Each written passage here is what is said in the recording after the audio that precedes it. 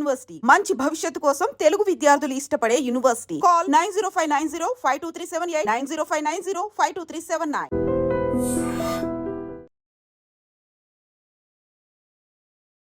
అందరికీ నమస్కారం. నేను Swaroopa Putlapalli. Welcome to trending topic.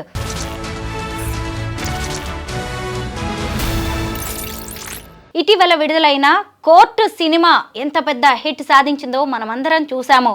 పిల్లలకు సంబంధించిన పాక్సో చట్టం ఆధారంగా నిర్మించిన ఈ తెలుగు భాష లీగల్ డ్రామా ఎంతోమంది ప్రేక్షకులను అలరించింది, ఆకట్టుకుంది, ఆలోచింపజేసింది. ఇంతకీ ఈ సినిమాలో ఏం చెప్పారు? పిల్లలున్న ప్రతి ఒక్కరూ ఎందుకు ఈ సినిమా చూడాలి, పిల్లలు కూడా ఈ సినిమా చూడాల్సిందే అని అందరూ ఎందుకు చెబుతున్నారు? ప్రస్తుతం నాతో పాటు మోటివేషనల్ స్పీకర్ రజనీ రమ గారు ఉన్నారు. ఆవిడతో మాట్లాడి ఈ సినిమాకి సంబంధించిన అనేక విషయాలు తెలుసుకుందాం.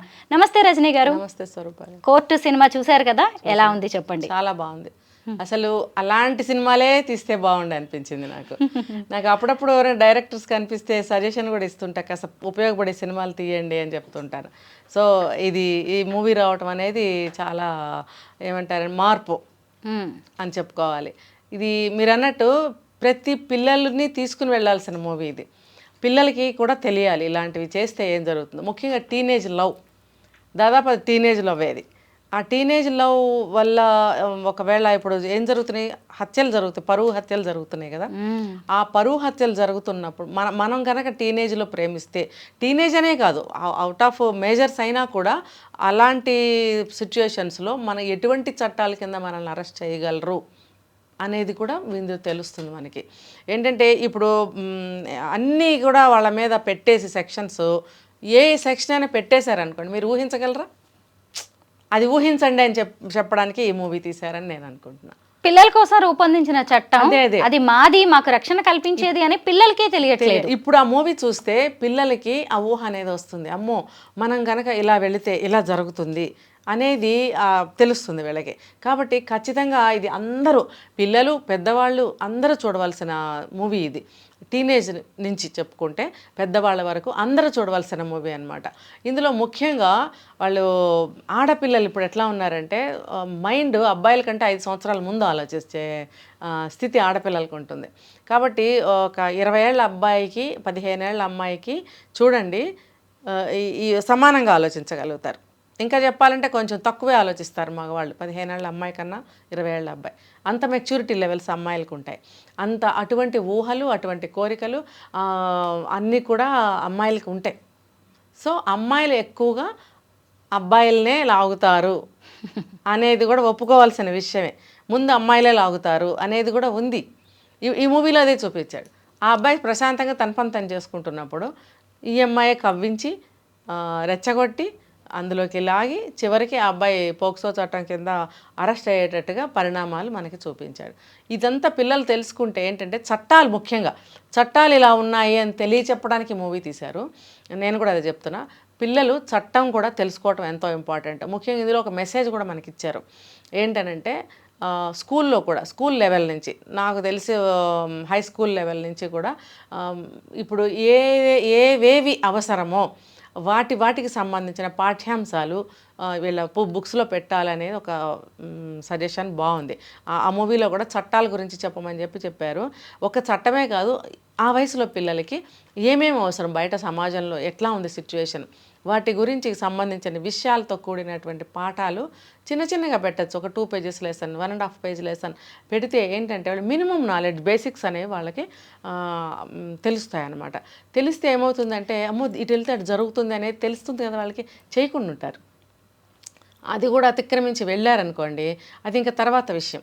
దాదాపుగా అయితే ఆ అవేర్నెస్ కల్పించటం కోసమే ఇవి ప్రవేశపెడితే బాగుండు అనేది అనిపిస్తుంది. మూవీలో కూడా అదే మెసేజ్ ఇచ్చారు. తప్పనిసరిగా పిల్లలందరూ కూడా అలాంటివి నేర్చుకుని తెలుసుకుని ఉండాలి. తర్వాత వాళ్ళు ఆ టీనేజ్లో మనం ఎలా ఉండాలి అనేది కూడా తెలుసుకోవాలి. ఈ 2 గంటల సినిమాలో ఎన్నో మన జీవితంలో జరిగే సంఘటనలని చూపించారు. నిజమే కదా అనేలా ఉంటుంది ఈ సినిమా. ముఖ్యంగా టీనేజ్ లవ్ చూపించారు, హార్మోనల్ ఎఫెక్షన్, అట్రాక్షన్ అనేది ఎలా ఉంటుందనేది చూపించారు, చదువుని నిర్లక్ష్యం చేయడం, చదువు ఇంపార్టెన్స్.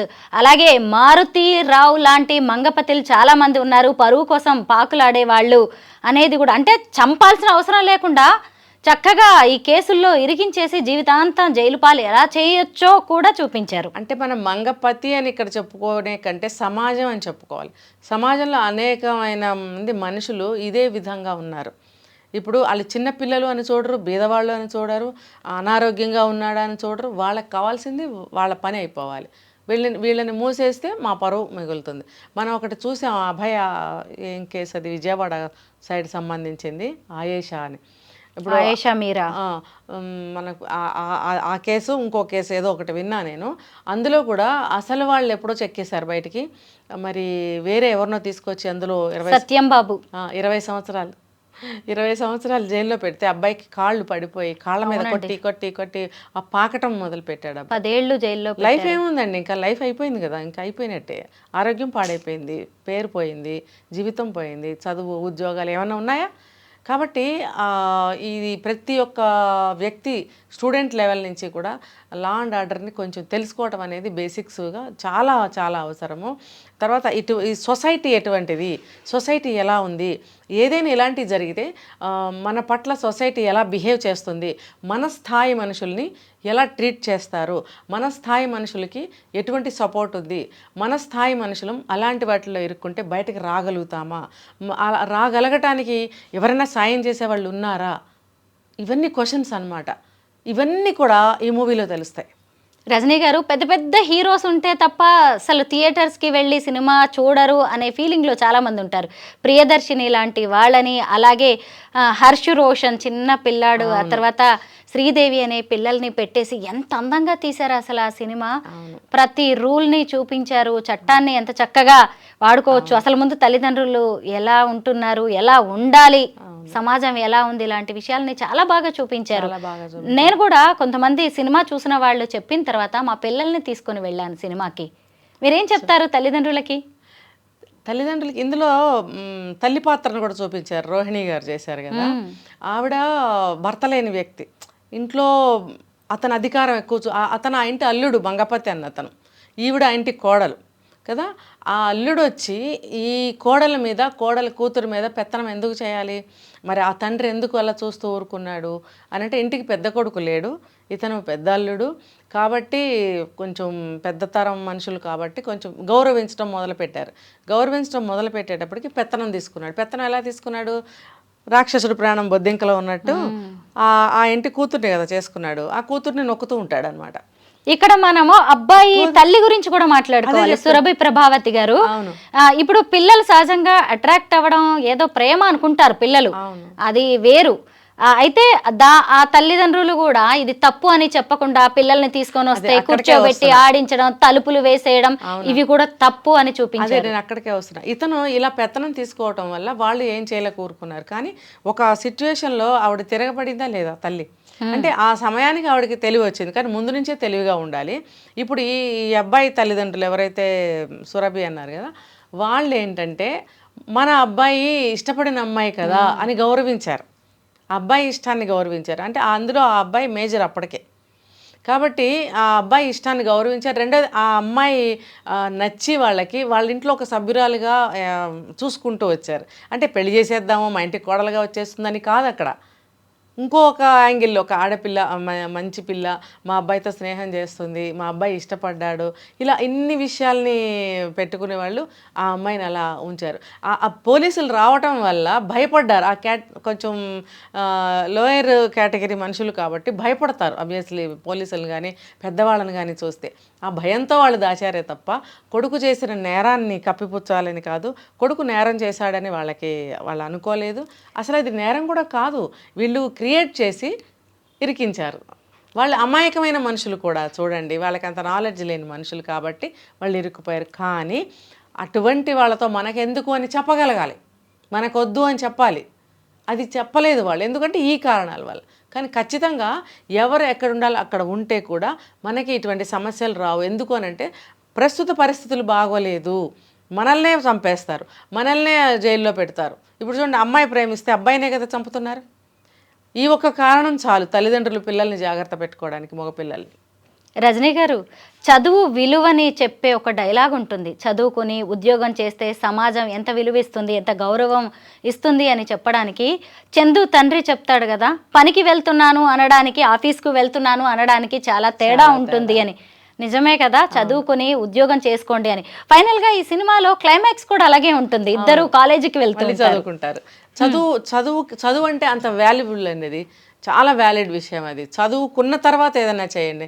ఇప్పుడు చాలా సినిమాల్లో మనకి మెసేజ్ ఇచ్చారు, ఫస్ట్ మీరు చదువుకోండి, తర్వాత మీకు ఇష్టమైనవి చేద్దరు కానీ అని. ఇప్పుడు మనం కూడా అంటాం పిల్లలతోటి, ముందు చదువుకో తర్వాత అన్నీ చూద్దాం, అన్నీ అవే వస్తాయని అంటామా లేదా?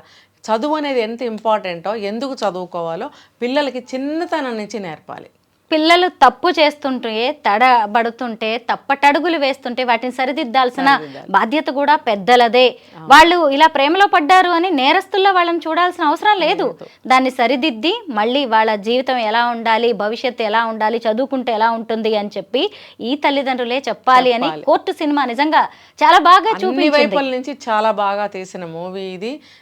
పిల్లలు కానీ పెద్దలు కానీ అన్ని తెలుసుకోవాల్సింది ఈ మూవీ చూసి. ఖచ్చితంగా అందరూ చూడవలసిన మూవీ. అవును, నిజమే, నేను కూడా అదే చెప్తాను. థ్యాంక్ యూ రమ్మ గారు.